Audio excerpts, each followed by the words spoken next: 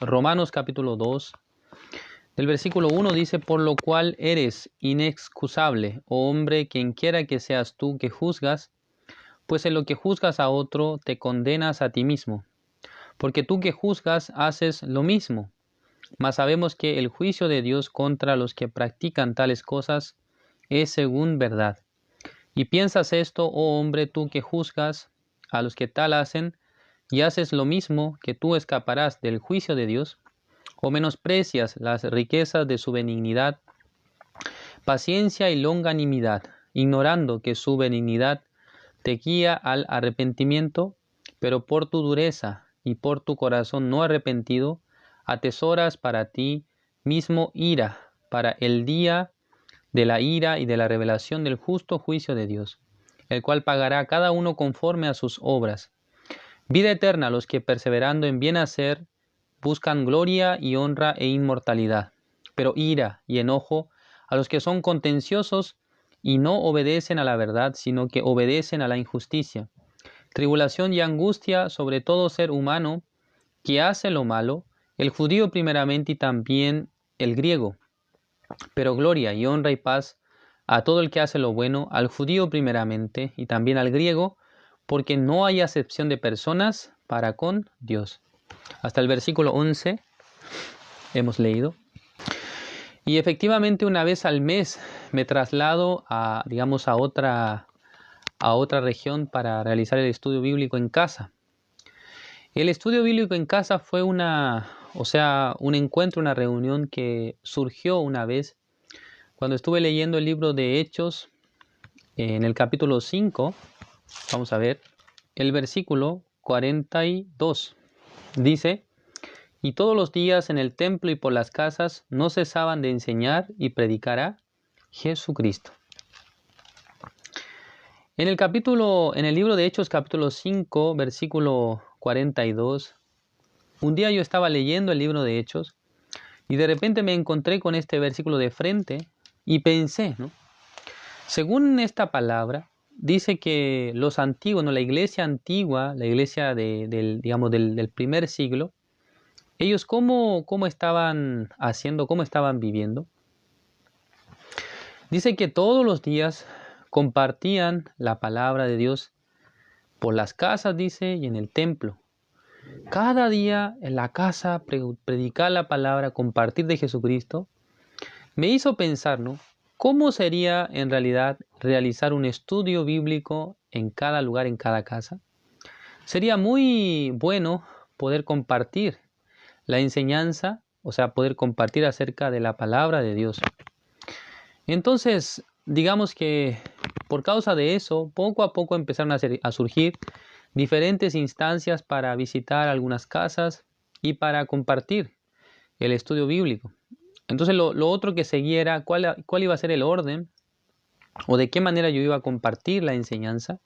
Y justamente nuestro pastor, el pastor Juan, él había hecho, digamos, había hecho un libro, ¿no?, de estudio donde alrededor de 55 clases, cada clase con su tema, yo empecé a estudiarlas y luego empecé a desarrollar las clases por medio de diapositivas, ¿no?, por medio de presentaciones de PowerPoint.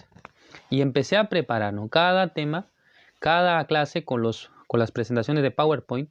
Entonces, cuando iba a las casas, utilizaba o mi tablet o a veces proyectaba en la pantalla del televisor de la casa y hacíamos los estudios. De repente, o sea, casi 4 veces a la semana estaba haciendo el estudio bíblico. En varios lugares podía compartir la palabra. Hasta un día que por causa de ese estudio pude hacer estudio bíblico en la casa de mi mamá, ¿no?, en la casa de mi madre. Y a través de eso yo pude predicarle a mi abuela que falleció, ¿no?, hace poco tiempo.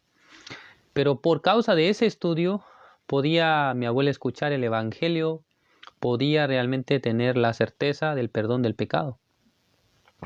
Y luego también fue abierto el estudio bíblico en otras ciudades, entre ellas la casa de mi tía, ¿no?, la casa de mi tía en la cual estoy ahora, ¿no? Acá en la casa de ella, porque una vez al mes le visito para poder hacer el estudio bíblico. Hace un rato terminamos el estudio bíblico en casa, más o menos estaban participando unas 6 personas, 7 personas, y en ese momento yo estaba muy agradecido delante de Dios, porque sin duda que realizar el estudio bíblico en casa, en mi corazón no estaba este deseo, sino que un día Dios me ha dado esta palabra, esta promesa del libro de Hechos 5, versículo 42. Y por esta palabra yo empecé a desarrollar este estudio bíblico hoy en día, no solamente de manera presencial, sino que también a veces algunas personas que viven en otras ciudades, en otros lugares, estoy haciendo el estudio de manera virtual, ¿no? Por la plataforma de Zoom. Por eso alguna persona quiere recibir este estudio, tiene que decirme, ¿no? Vamos a hacer este estudio, pero la condición es que por lo menos él y una persona o 2 personas más puedan participar, ¿no? O sea, un grupo de personas que puedan integrarse y a través de la plataforma de Zoom, estableciendo un horario, un día, podemos llevar a cabo este estudio, ¿no? No solamente de manera presencial, sino a veces también de manera virtual. Hemos tenido este proyecto. Entonces, hoy no ha sido, ¿no?, la cita principal esta, Hechos 5:42, sino que la cita de hoy, Romanos 2, ¿no?, del 1 al 11, hemos leído.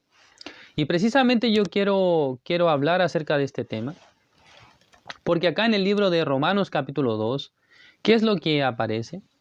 Ya estaba apareciendo acerca de un tema muy, muy importante sobre el arrepentimiento, ¿no? O sea, ¿qué tipo de persona necesita arrepentirse? Muchas personas, por no comprender bien el concepto del arrepentimiento, por no saber bien sobre el tema del arrepentimiento, se equivoca enormemente. Cuando nosotros pensamos sobre el arrepentimiento, normalmente pensamos en cuando alguien ha hecho algo malo, cuando alguien ha hecho algo que ofendió a otro, y luego en su corazón sintiendo mucho pesar, en ese momento venir y pedir disculpa o diciendo ya no lo volveré a hacer, nunca más voy a hacer esto. Alguien puede asociarlo a este tipo de conducta, ¿no? Pero la Biblia, cuando nos enseña sobre el arrepentimiento, no se refiere a este tipo de situaciones o a este tipo de, manera de actuar de las personas, sino que la Biblia nos enseña que el arrepentimiento primero es algo que es en algún sentido, o sea, fomentado por Dios, ¿no? Digamos que Dios es el que hace que el hombre vaya hacia esa dirección. Dios es el que promueve el arrepentimiento en nuestro corazón. ¿Me comprenden? Como si fuera que Dios es alguien que hace propaganda para que el hombre se arrepienta. ¿Por qué digo esto? Porque acá en el versículo 4 dice, o menosprecias las riquezas de su benignidad, paciencia y longanimidad, ignorando que su benignidad te guía al arrepentimiento. Ya, hermanos, si en el caso que nosotros queremos arrepentirnos, viene a ser algo muy difícil de hacer, muy complejo, pero si en el caso que Dios nos guía al arrepentimiento, será diferente, ¿no? ¿Por qué? Porque Dios sabe cómo nosotros podemos llegar al arrepentimiento, cómo una persona puede arrepentirse. Entonces, según la Escritura, hay una primera instancia o un primer elemento de arrepentimiento que precisamente en los evangelios está manifestada por medio del bautismo de Juan. Juan el Bautista, quien dice que bautizaba y dice que para arrepentimiento, dice, es el bautismo de arrepentimiento para perdón de los pecados. Ya, esto significa que en sí el arrepentimiento que estaba hablando Juan el Bautista, no era para ser perdonado. No es que por arrepentirse era perdonado, sino que este arrepentimiento era un paso para luego recibir el perdón de los pecados, como si fuera el primer nivel, y luego viene el segundo nivel, que es recibir el perdón de los pecados. Entonces, ¿en qué consistía el arrepentimiento que Juan estaba hablando? El arrepentimiento que Juan estaba, en algún sentido, enseñando a la gente, era que ellos primero, los judíos, puedan reconocer su falta, o sea, su condición de pecador delante de Dios. Nosotros somos personas que no hemos cumplido la ley, que no hemos realmente respetado la ley de Dios. Por lo tanto, somos pecadores. Entonces, entre las personas que oían acerca del bautismo de Juan, había un grupo que exactamente podía bautizarse, pero había otro grupo que no podía recibir bautismo. ¿Qué grupo era el que no recibía el bautismo? Vamos a buscar la Biblia. El libro de San Lucas, capítulo 7. Busquemos acá. San Lucas,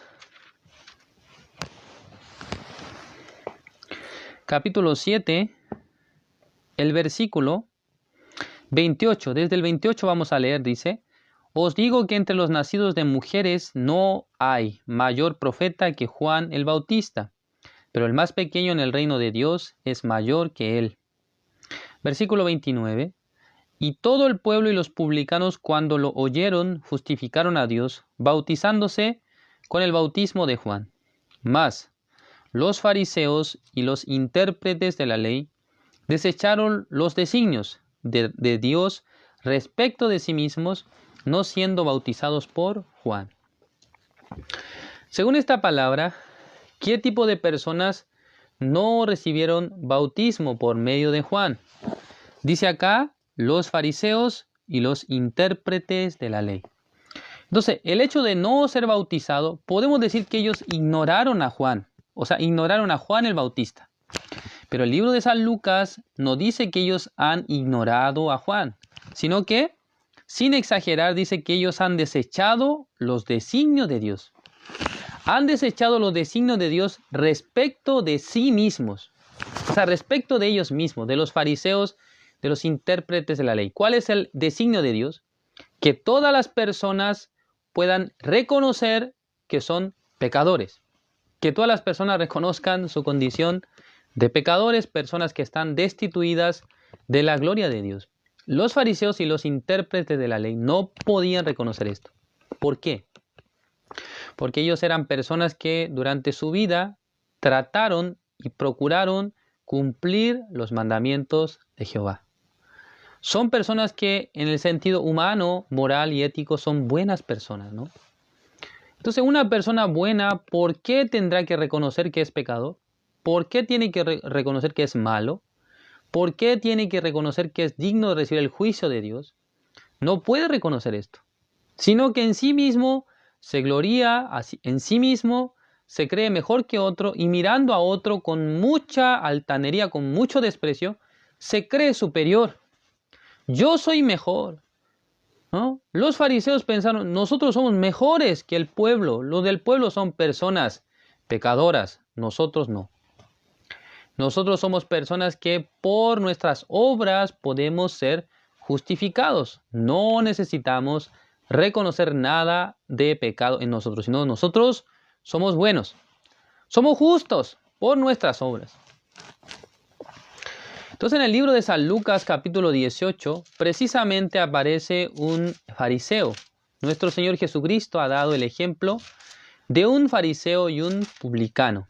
En el libro de San Lucas 18 versículo 9, a unos que confiaban en sí mismos como justos y menospreciaban a los otros.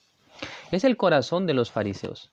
Es el corazón de todas las personas que en sí mismo creen ser buenas personas, que en sí mismos se confían mucho en sus propias obras, en su buen carácter. Alguna persona ni siquiera en su buen carácter, ¿no?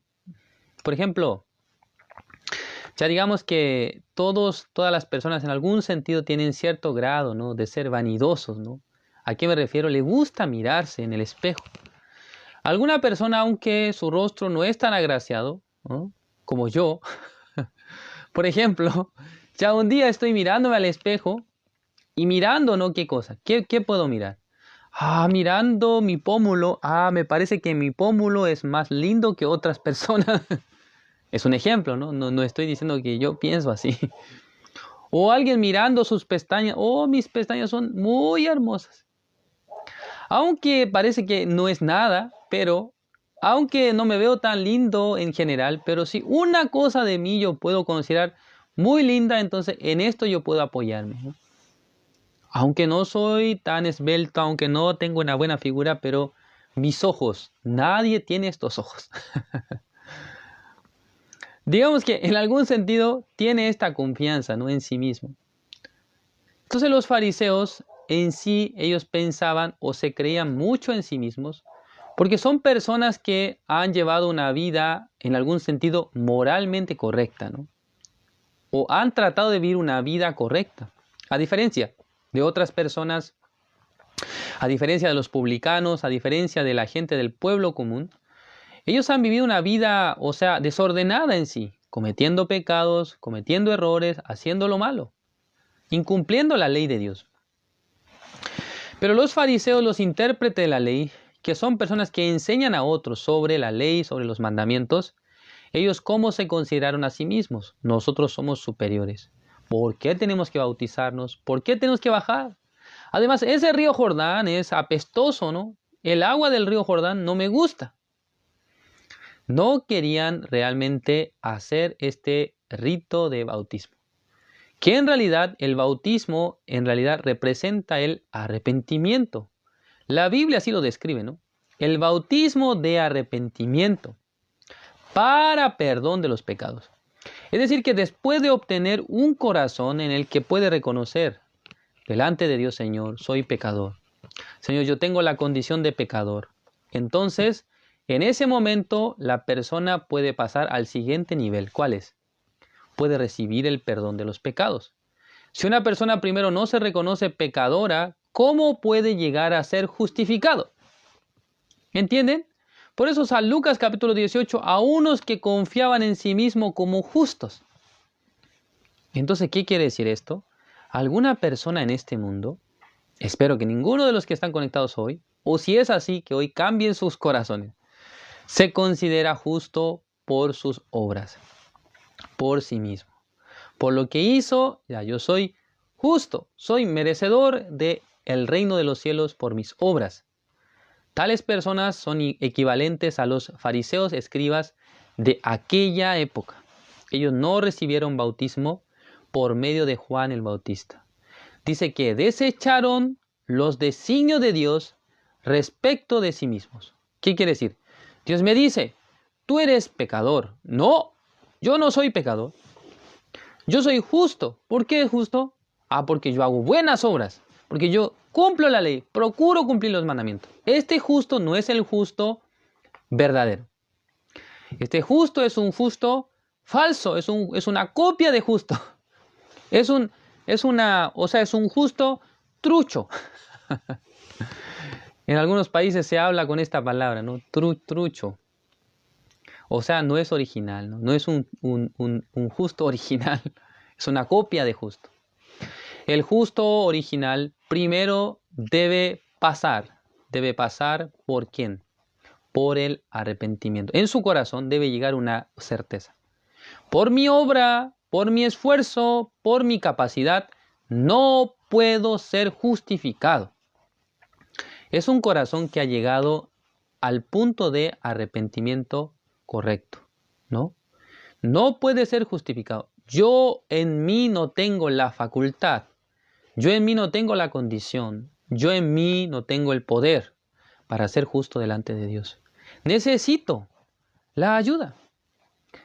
¿Qué tipo de personas tenía este corazón? Ya vamos a buscar el libro de San Juan, el capítulo 5. San Juan capítulo 5, el versículo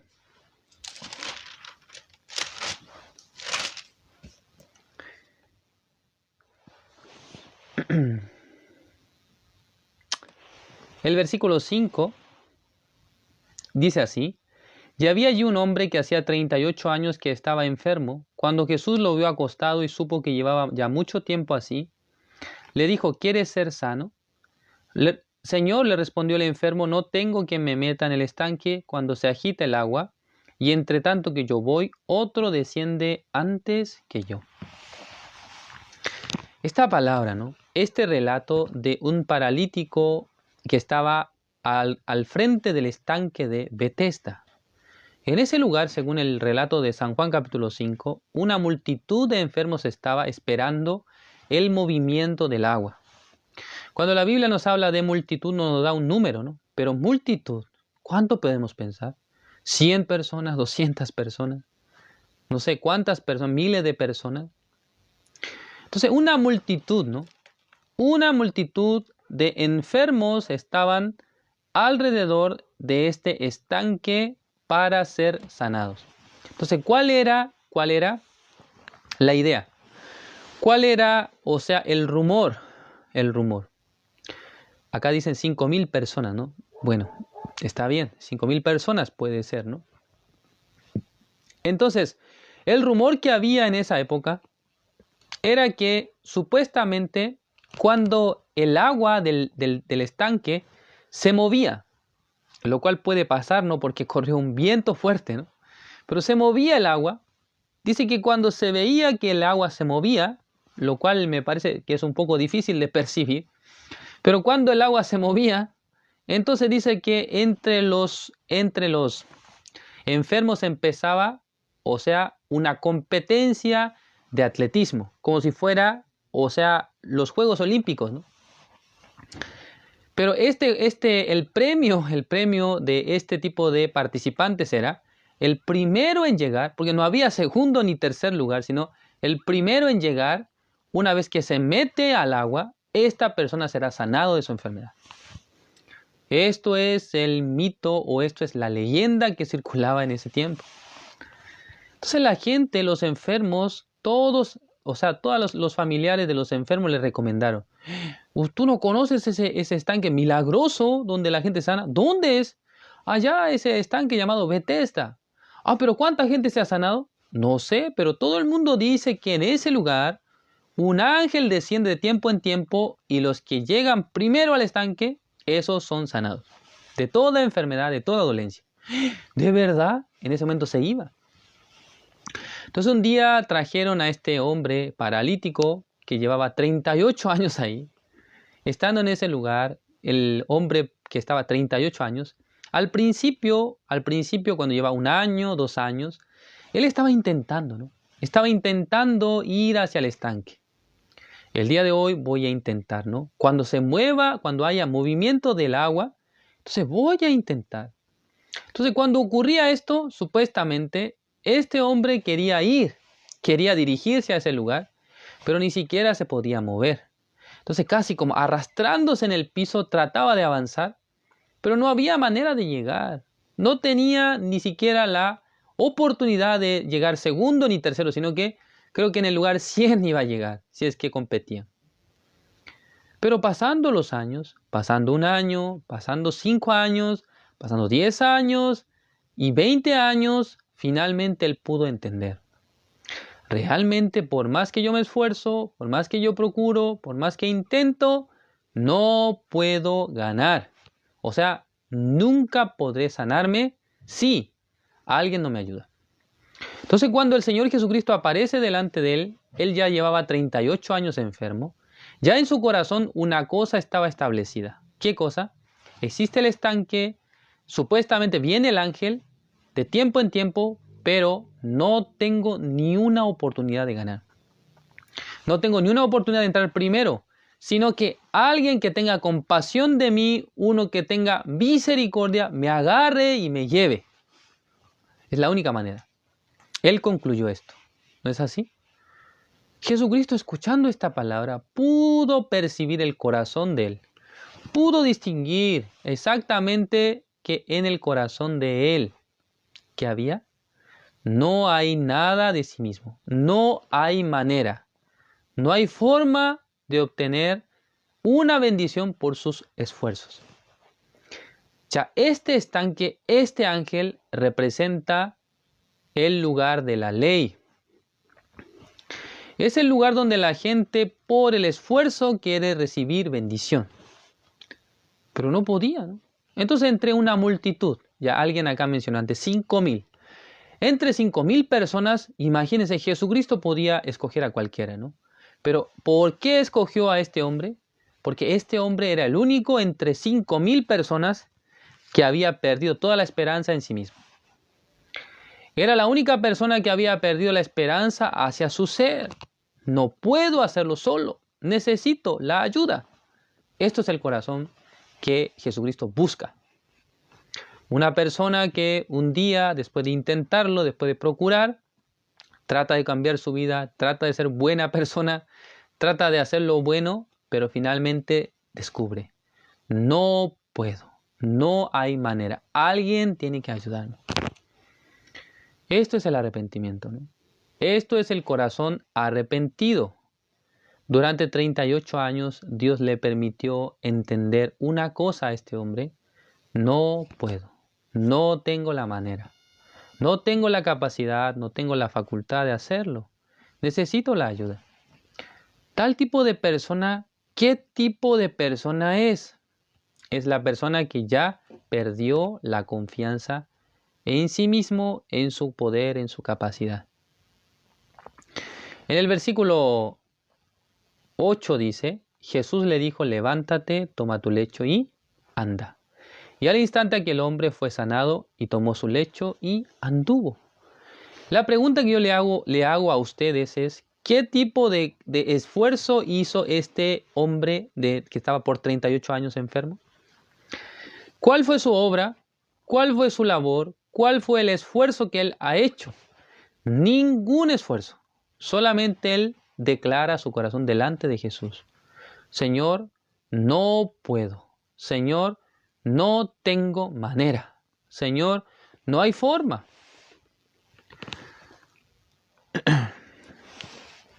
Para venir acá al sur del país, realmente yo estaba un poco preocupado, ¿no? Porque yo quería viajar el día martes, pero el día lunes realmente no podía conseguir el dinero, ¿no? No podía conseguir el pasaje. Estaba orando ante Dios, Señor, permítame realmente la gracia, permítame la ayuda. Pero recuerdo que el día domingo, en mi corazón, llegó un pensamiento muy claro y yo dije así, ¿no? Si yo oro ante Dios, si yo realmente quiero buscar a Dios en estas circunstancias, entonces cuando yo oro, ¿no debería yo estar tranquilo? ¿No debería yo estar, en paz mi corazón? Sí, obviamente ya tenía el compromiso de ir, de venir, de viajar a la ciudad de Talca, a la ciudad de Curicó. Pero si en el caso que ya yo no puedo viajar, ¿acaso Dios no sabe esto? ¿Acaso Dios no está al tanto de lo que yo necesito? Entonces el día domingo en la tarde podía realmente llegar en mi corazón un descanso. Realmente yo no puedo viajar. No tengo la manera, porque no tengo la manera de pagar, de comprar los pasajes. Entonces, en mi corazón llegaba un descanso, ¿no? Ya no estaba preocupado, sino que pensé, realmente ya ni modo, ¿no? Si no puedo, entonces, ¿qué hago? No puedo. Pero llegando el día lunes, un día antes de viajar, de repente, y llama por teléfono una pastora de otra ciudad, resulta que ella, y llamándome, me estaba hablando de un dinero que tenía que ella dar, ¿no? Antiguo de la escuela de teología, que había quedado, digamos, pendiente. Entonces ella me dijo que lo iba a enviar. Entonces yo pensé, no, este dinero lo va a enviar, pero claro, este dinero no es que era mío, ¿no? Sino que era el dinero que iba a pagar para la escuela. Entonces yo pensaba en mi corazón, ¿no? Realmente sí. Si hubiese sido que la pastora, digamos, pudiera enviarme para yo usar, entonces sería bueno. Pero no era el dinero para mí, sino era para pagar la deuda. Pero de repente ella me mandó el dinero. Pastor, tanto dinero es de la cuota de pago, pero otra parte, una parte para usted, para su esposa. Así me dijo, ¿no? Entonces llegó el dinero. El día lunes, sin pensar. Entonces yo le dije a mi esposa, Paola, esto así llegó.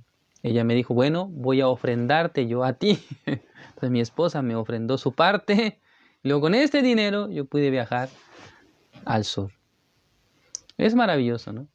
Para mí es algo muy precioso porque Realmente cuando yo me preocupaba de la situación, estaba angustiado, ¿no? Preocupado.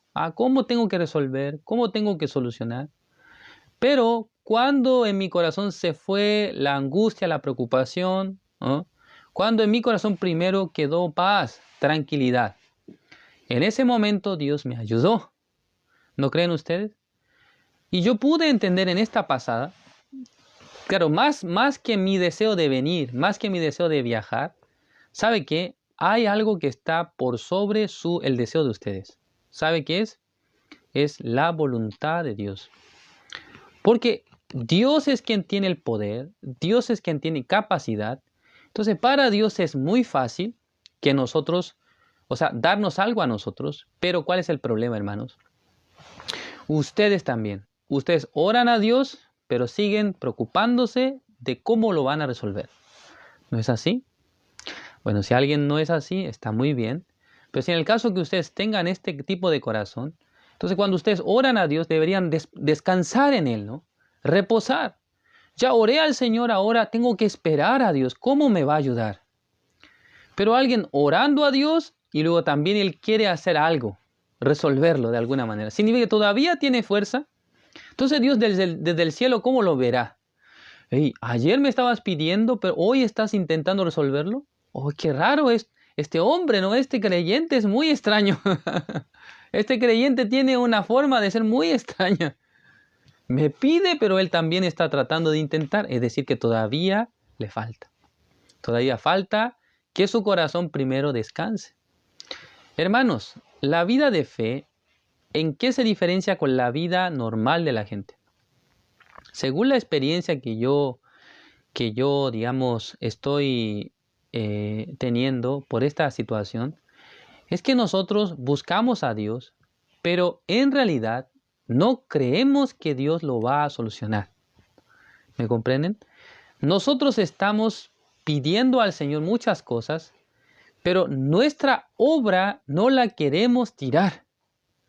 Estoy hablando de la vida de fe, ¿no? En la vida de creencia la gente quiere resolver el problema, aunque supuestamente está buscando a Dios, está orando al Señor, pero en su corazón no puede soltar esta idea de querer hacer algo. Es como si fuera algo natural. En el corazón de nosotros existe esta particularidad, que no podemos soltar fácilmente lo que necesitamos resolver. Pero imagínense, ¿no? Si nosotros aprendemos en cada circunstancia, en cada situación, hablar como el hombre que estaba 38 años enfermo. ¿Cómo? Así.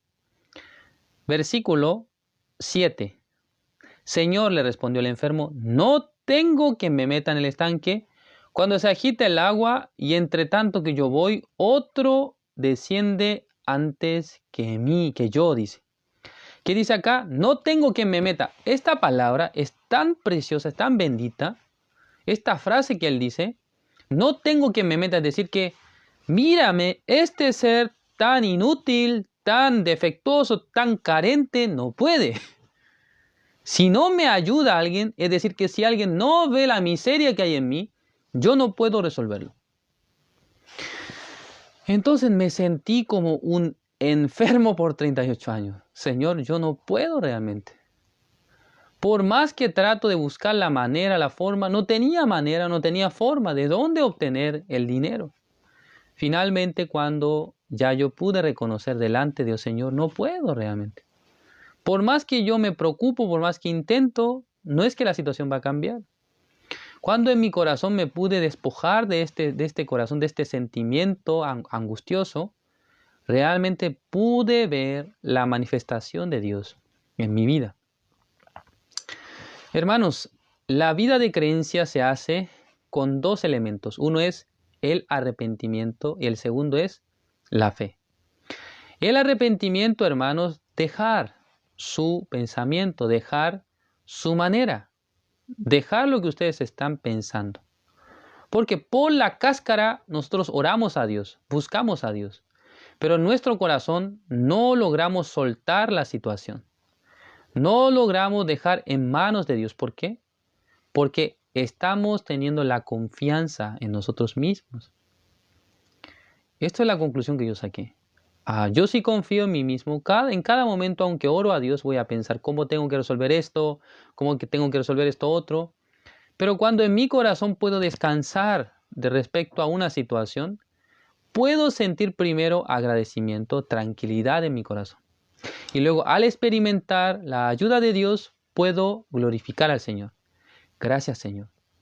Cuando yo me di cuenta que yo no podía, que no tenía manera, aunque ya estaba establecida la fecha, estaba establecida el día, pero cuando me di cuenta que yo no puedo, usted, Señor, fielmente trabaja en mi vida. Usted fielmente me ayuda. Usted fielmente me bendice. ¿Sí? Entonces, vamos a ver acá el versículo 6. Disculpen, vamos a regresar a lo que hemos leído hoy. Romanos capítulo 2.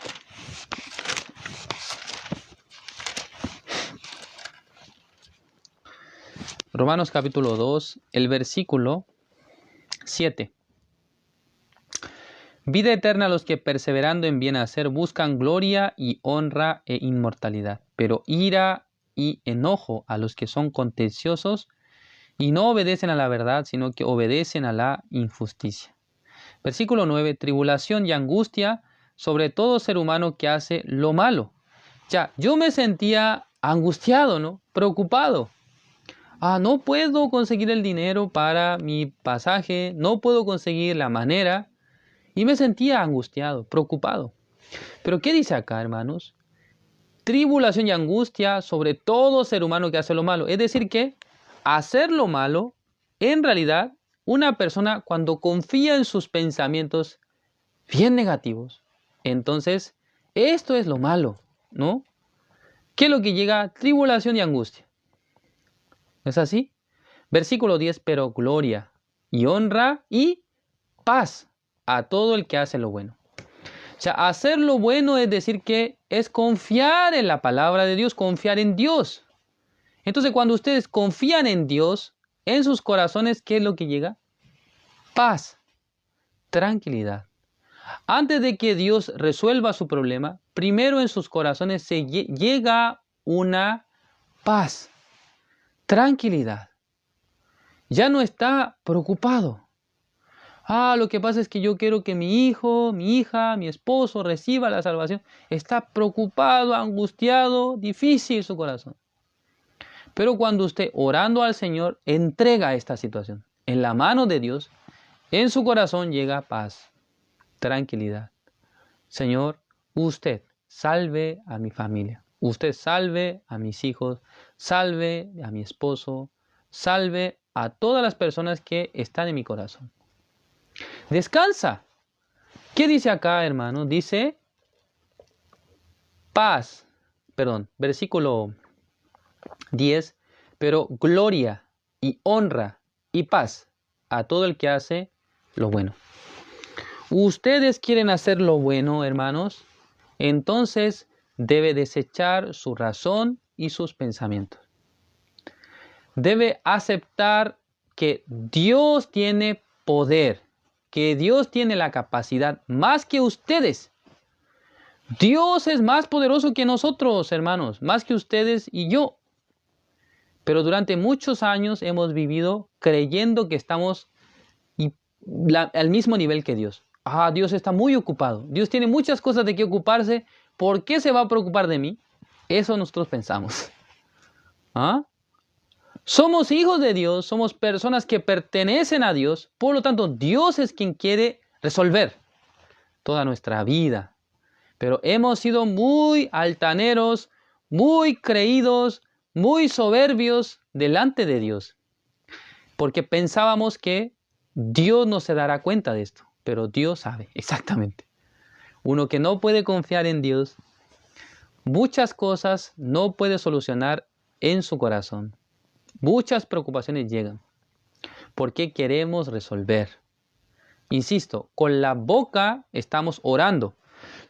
Con la boca estamos pidiendo al Señor, pero por detrás estamos queriendo resolver nuestra situación. ¿Esto es justo delante de Dios? No. Es decir que, hermanos, primero Dios quiere quitar Dios quiere quitar la dificultad Dios quiere quitar primero de nuestro corazón la preocupación, ¿no? Primero Dios quiere darnos en nuestro corazón la tranquilidad, que deposite la confianza en Él. Señor, yo no puedo, necesito que me ayude usted.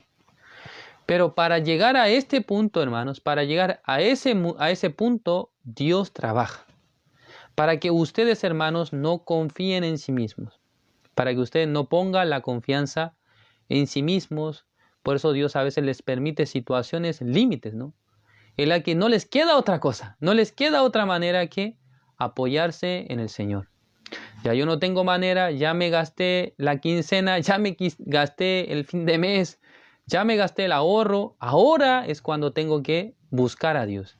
Señor, no puedo. No tengo que me meta al estanque. Es decir, que no tengo cómo resolver este problema. Ayúdame. Hermanos, Dios nos ayudará. Dios nos bendecirá. Es ese tipo de Dios el que desea guiarnos, ¿no?, en esta vida espiritual. Yo deseo que podamos aprender ese tipo de Dios, que ustedes también puedan aprender ese tipo de Dios. No traten de ayudar a Dios, no traten de ser personas que hacen el 50% y otro 50% Dios lo hace, sino que reconociendo a Dios, Señor, en esta parte necesito su misericordia, necesito su ayuda, necesito que usted me dé su gracia. Reconociendo a Dios, primero sus corazones quedarán realmente tranquilos y contentos, quedarán realmente en paz. Por eso, gloria, honra y paz a todo el que hace lo bueno. Hacer lo bueno no es que ustedes ayuden a la gente dándole dinero, dándole comida. Esto puede ser un gesto de bondad, pero delante de Dios hacer lo bueno es poder aceptar la palabra del Señor, aceptar la manera de Dios, desechando nuestros pensamientos, nuestro punto de vista, nuestra razón. Cuando ustedes resuelven esto en sus corazones, llega paz en sus corazones. Una tranquilidad que les hace entender, esto no depende ya de mí. Esto ya no es mi esfuerzo, ya no es mi sabiduría, no es mi querer, sino que si usted, Señor, me ayudara, si usted, Señor, me bendice, ¿cómo no puedo solucionarlo? Esto es el corazón que Dios desea que tengamos. Espero que todos los hermanos no traten de resolver el problema, sino que cuando ustedes no pueden solucionar algo, buscando a Dios con un corazón sincero, Dios primero les dará a ustedes paz, tranquilidad en sus corazones, y lo que sigue, Dios quiere solucionar, Dios quiere trabajar, Dios quiere resolver. Vamos a creer, ¿no?, en Dios que puede hacer todas las cosas, que puede resolver todos los problemas, pero también vamos a desconfiar de nosotros mismos, ¿no?, de nuestra razón, de nuestra manera, de nuestro sentimiento, de lo que nosotros creemos. Espero que todos ustedes sean siervos preciosos del Señor, personas que glorifiquen a Dios en sus vidas y que con el testimonio puedan reconocer realmente que somos carentes, somos personas faltas, que somos personas que necesitan la ayuda de Dios en todos los sentidos. Gracias por su atención. Vamos a orar para terminar. Dios Padre, Señor, le agradecemos. En esta noche estamos delante de su presencia. Realmente somos personas carentes, débiles, pero por mucho tiempo hemos pensado que somos personas realmente capaces, intelectuales, inteligentes, pero somos personas carentes. Necesitamos su gracia cada día, en todo momento. Necesitamos recibir de su ayuda, Señor. Usted realmente es soberano, es poderoso, omnipotente, omnipresente. Todas las cosas por usted fueron hechas, Señor. Pero nosotros no hay nada que podamos hacer sin su voluntad, sin su ayuda. Espero que en nuestro corazón constantemente nos dirija hacia este tipo de pensamiento, este tipo de corazón, que sí o sí usted nos ayudará, sí o sí usted nos bendecirá, sí o sí usted nos dará la gracia. Así nosotros, si pensamos, entonces no tenemos que estar angustiados y preocupados, sino que con gran paz en nuestro corazón podremos vivir, podremos llevar la vida espiritual. Gracias, Señor, por este tiempo.